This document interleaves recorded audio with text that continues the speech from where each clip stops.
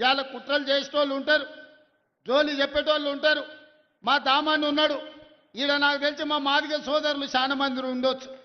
మా సోదరులు 35 ఏళ్ల నుంచి వర్గీకరణ కోసం ప్రాణాలు ఇచ్చిండ్రు, కొట్లాడిండ్రు, వేల ధర్నాలు చేసిండ్రు, పరేడ్ గ్రౌండ్లో లక్షల మంది కవాతు చేసిండ్రు.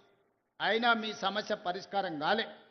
కానీ మీ సోదరుడు ముఖ్యమంత్రి అయిన తర్వాత సుప్రీంకోర్టు ఆదేశాలు ఇస్తే తిరగక ముందు తిరిగి చూసే లోపలనే మాదిగ ఉపకులాల వర్గీకరణ చేసి ఏండ్ల కొద్ది ఉన్న మీ సమస్యను పంచాయతీని దెంపి ఇవాళ వర్గీకరణ అమలు చేసి మాదిగల మధ్యలో ఉన్న పంచాయతీని శాశ్వతంగా తొలగించిన.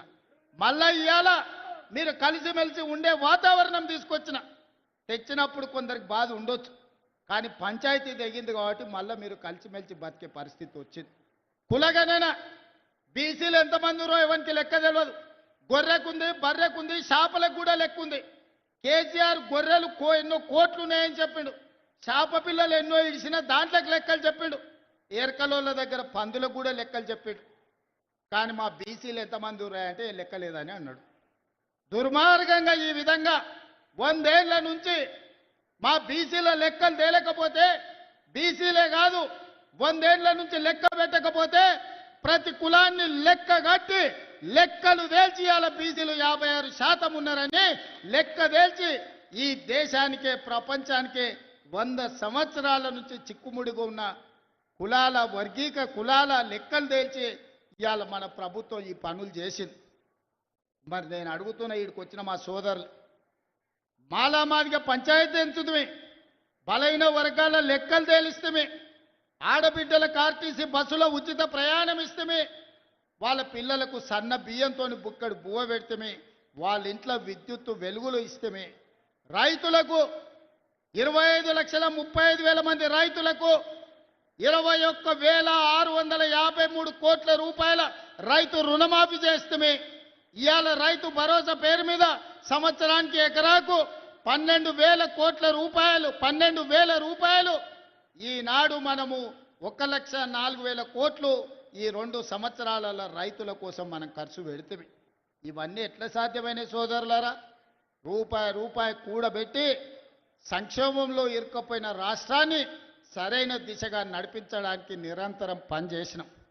ఈ వేగంతో ఉన్న కష్టాలను అధిగమించుకుంటూ గ్రామాలలో మనం చూస్తాం, ఉన్న పలంగా తండ్రి వ్యసనాలకు బానిసై ఓ పక్కన పత్తాలాడి ఓ పక్కన మందు తాగి ఉన్న ఆస్తులమ్మి ఏడ దొరికిన కాడాల అప్పు తెలిసి సంసారం జడగొడితే పెద్ద కొడుకు బాధ్యత తీసుకొని తండ్రి చేసిన అప్పులన్నీ కట్టి ఊర్లో పోయిన ఇజ్జతు నిలబెట్టుకోనికే ఊర్లలో ఇంటి పెద్ద కొడుకు ప్రయత్నం చేస్తాడు.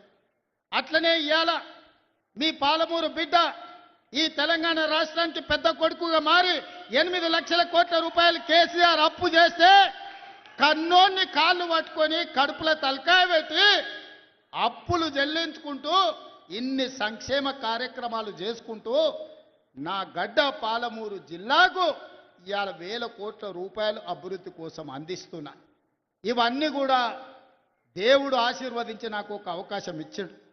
ఈ పాలమూరు జిల్లాకు ఈ పేదలకు సేవలు చేయడానికి, ఈ చదువుకునే పిల్లలకు చదువు చెప్పాలని, వ్యవసాయం చేసే రైతులను ఆదుకోవాలని, ఆత్మగౌరవంతో మా ఆడబిడ్డలను బ్రతికే విధంగా ఈనాడు మనం కార్యక్రమాలను తీసుకోమని, ఇలాంటి కార్యక్రమాలన్నీ కూడా ఈనాడు మనం చేసుకుంటున్నాం.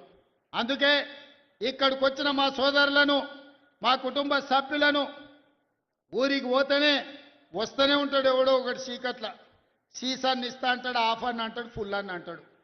నువ్వు ఒక్కసారి ఓటేసి అంటే అక్క ఇక సంగతి నా సంగతి చూడు అంటాడు. ఎవరికోనికి తలమాసినోని కేసి ఈ ప్రభుత్వానికి కాళ్ళ కట్టబెట్టేటోని మీరు సర్పంచ్ చేస్తారంటే ఇవాళ ఊరు దెబ్బతింటది.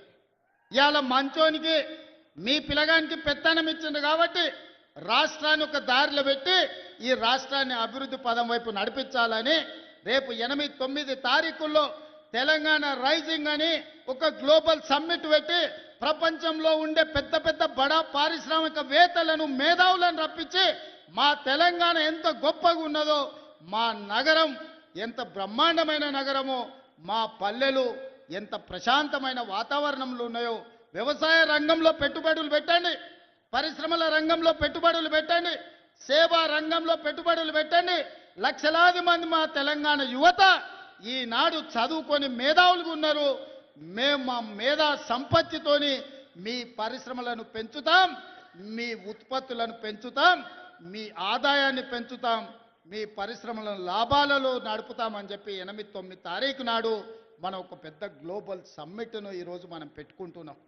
మరి ఇన్ని రకాలుగా మనం ముందుకెళ్తుంటే, ఇన్ని రకాలుగా ప్రపంచానికే ఆదర్శ